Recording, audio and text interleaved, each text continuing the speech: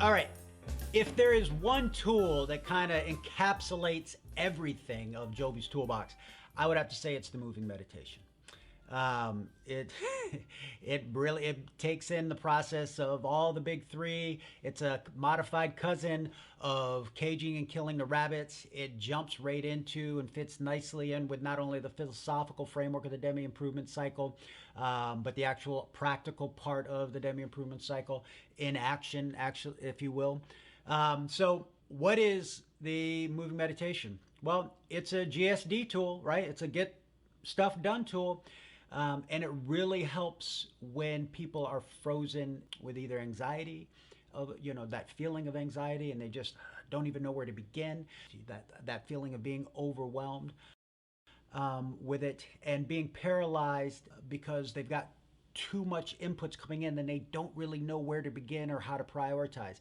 And what this process does is it creates a structure, creates the anchors of what to do, when to do, how to do, but then it also does a great job of getting all three of the big three involved. All right, so let's jump into it.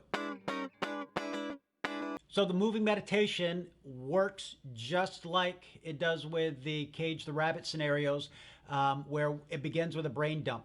And I've talked elsewhere about the importance of the brain dumps and why we've got to get it all out of our head, and our brain hasn't evolved or isn't designed to have all of this stuff up there, right? So first thing we got to do is just get it all out. So you set that timer and you get it all out. Then we go in, and step two, we prioritize that. So we've got all of this stuff that's kind of floating through our heads, decisions we need to make, things that are on the to-do list, whatever it is, and they're all sitting there. So then we go, boom. All right, let me prioritize these. Again, you can, depending on what it is you're working with, is going to kind of determine how you prioritize. But in general, it's going to be, is this something that immediately needs to be done? And are there consequences? So that would be a high priority item. This is something that I really need to get done. Boom. Number two, it needs to get done, but not right now. Number three, doesn't really matter, right? So let's say that immediate thing is I've got to find new ways to motivate my team, whether as a coach or as a manager. So then that's your number one priority right now, is that's what you want to need and make a decision on. So you take that, and then you've got to create a moving meditation. A moving meditation is a great way to both prime your physiology the way that it needs to, and give your brain the inputs that it needs to be the creative problem solver that you're looking for it to be. So that starts by giving yourself that mantra. And that mantra needs to be in the form of a solution, a question with an actual potential solution. Whatever that priority list was, now you've got to take that and say, get as specific as you can, so that you can throw that question into the hopper and let your brain start mulling over it, right? So we start off with the example of, I need to find ways to motivate my team. So I'm going to change that into a question, a direct question to my brain. What are 5 ways, 3 ways that I can motivate my team? Simple as that. How can I motivate my team?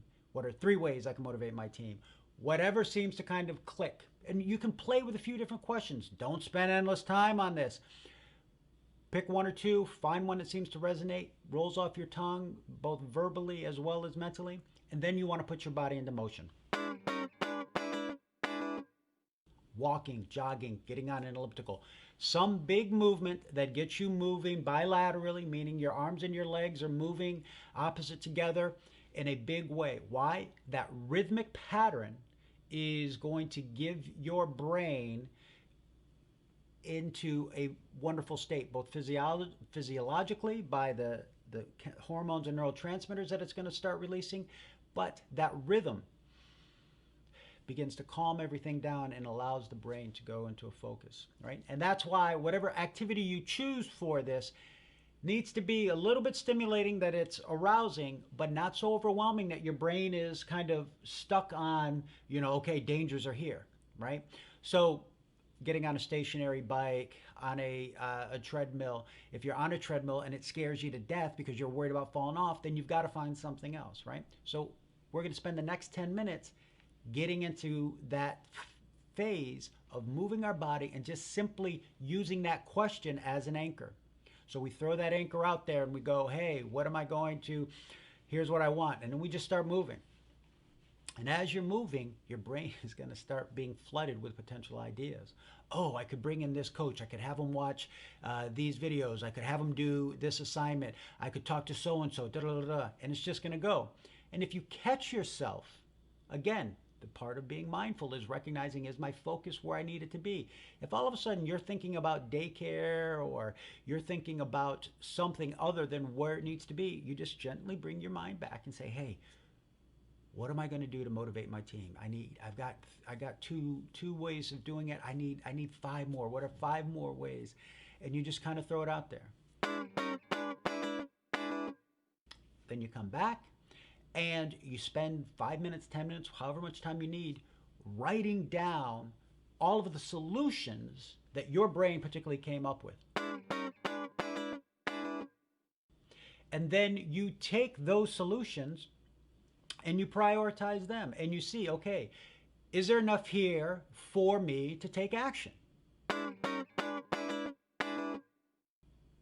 And if there is, then you take action and you get what's ever been keeping you down or has got you, overwhelmed, and you do it and you kind of get it done. If there's not, then you figure out what are then the next action steps. Okay, I've got five good ways here that I can help motivate. Okay, here's what I need to do with each of these to make them either happen or decide if they're going to be a good option or not. And then you set it to the side until you can take action. And then if you have time or the need, you go to that next thing that popped up into your head that was kind of keeping you overwhelmed. And you do that same process. You create a solution-oriented question for your brain on what needs to be done. You put your body into motion, you let it do its thing, and then you brainstorm and you get it out of your head again. And you just repeat that cycle. That's what the moving meditation does. As you can see, we are taking the big three, and I didn't really talk about the priming of the physiology, right? If you need to get something to eat or take a nap or some water, because the priming of the physiology comes from putting our bodies into motion, right? And by putting our bodies into motion, that gets our physiology generally where it needs to be in a good brain state to make some decisions.